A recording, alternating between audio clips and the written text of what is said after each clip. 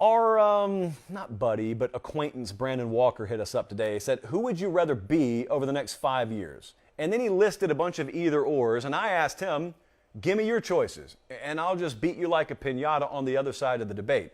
Now, Brandon Walker has the spine of a pool noodle, so he did not respond.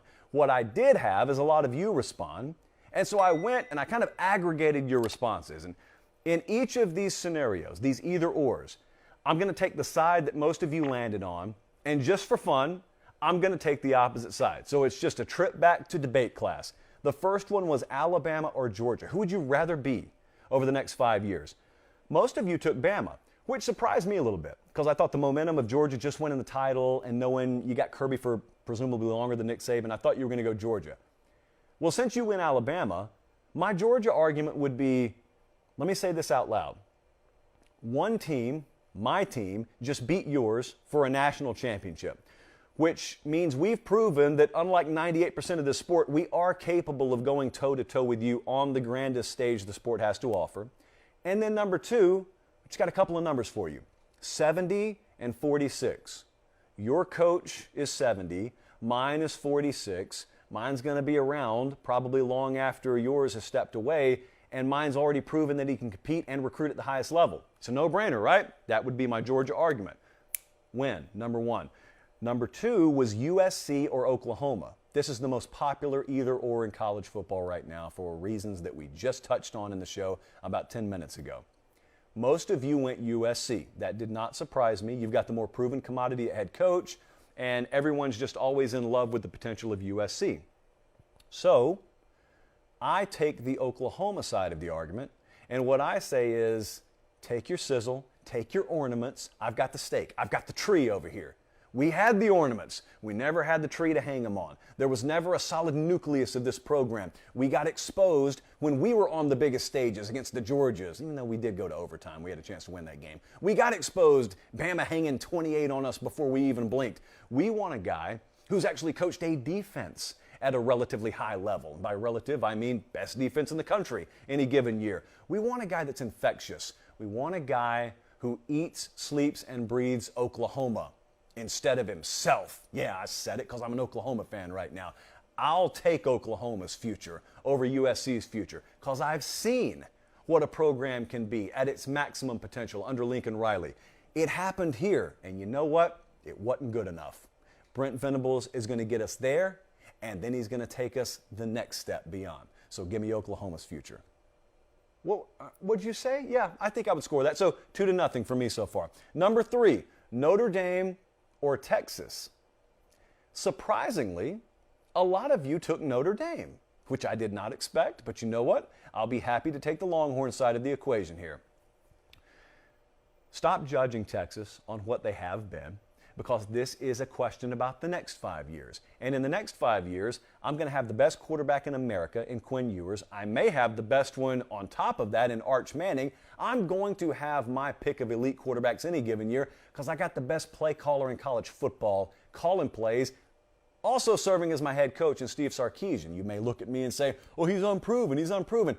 Well, every great head coach was unproven at some point. No, he hasn't been great to this point in his career. He ain't been the head coach at Texas to this point in his career either. And let me give you 3 letters that changes everything. NIL. I get to hook that up to a limitless in-state crop of talent here and recruit the rest of the South just for the heck of it. And you get to do what at Notre Dame? Are they really going to give you the freedom? I mean, be honest with yourself. Are they really going to let you unleash NIL there? You already got to have kids getting a lot higher number on those standardized test scores than I do to get them in school. Are they really going to let you do what they're going to let me do at Texas? I don't think so. Therefore, I'm taking Texas. That's a definitive win. That's a 3-0. What about LSU or Texas A&M? Who do you think you took? If you're listening and you don't know the results, who do you think the folks took? The folks took Texas A&M because America hates Brian Kelly right now. Not me, but America, which puts me in the fortuitous position of defending Brian Kelly. A lot of you took Texas A&M. That's cool. You gave me my choice of LSU, and I will wave this purple and gold flag with pride. What do you have that we don't have? Because we got a lot of what you don't have. My last 3 coaches have won titles. One of them could barely put together coherent sentences. In fact, more than one of them could barely put together coherent sentences. And even they won national championships here, which proves if you can walk and chew gum at the same time and loosely harness what Louisiana State University has to offer, I don't have to worry about what's happening outside of the borders of this state. I don't have anybody to compete against here. I get the best athletes per capita in America, and I get them all to myself. And I got Brian Kelly too. And unlike your guy, Brian Kelly has played for championships before, and he did it with a fraction of the resources your guy had at the time when he was at Florida State, and now he's at Texas A&M. I saw your last recruiting class. That was lovely. And you kind of snuck up on a lot of college football and slapped them in the back of the head, but you know what college football has done now, and especially what we at LSU are about to do? We will adjust. Enjoy that class. It's the last time you'll run away from the pack. In fact, chances are you'll enjoy the view from behind me a lot more than I'll ever enjoy the view from behind you again. Again, we've accomplished everything here already multiple times over that you're trying to accomplish. And here's the cherry on top. You got to play us every year to get there. I'll take my chances. Point, purple and gold. And the last one is the rare three-parter. Is it Miami? Is it Florida? Or is it Florida State? You guys took Florida, and you took them pretty convincingly. All due respect to Mike Norvell and the Noles, give me the Canes. Do you realize what history says I'm capable of if I get to have my guy in place and my university is behind me? History doesn't even know what NIL is, but I've got that to work with down here too. If I keep my South Florida talent home, you can do whatever you want to. You're not going to touch us. Again, lick that index finger and crack open a history book and understand that just like I said with LSU, multiple coaches have done it here, which proves it's not one guy who came in and proved that he can do it, and then he left, and the formula for winning left with him. The formula is Miami. It's not any one guy. And the formula is South Florida athletes. They've been going elsewhere, but that was yesterday. It's a new day here. We mean it in every sense of the phrase.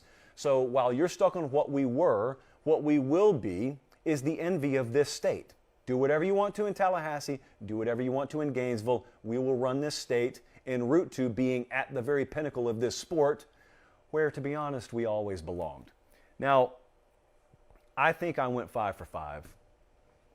I didn't want to do some of that, but you forced me into what inevitably was a no-win situation. So I know some of you are going to irresponsibly clip some of that for your benefit. That's okay, though. I think there were reasonable sides to be taken there. This is how we wrap up in a very fence-riding manner a segment that was very divisive.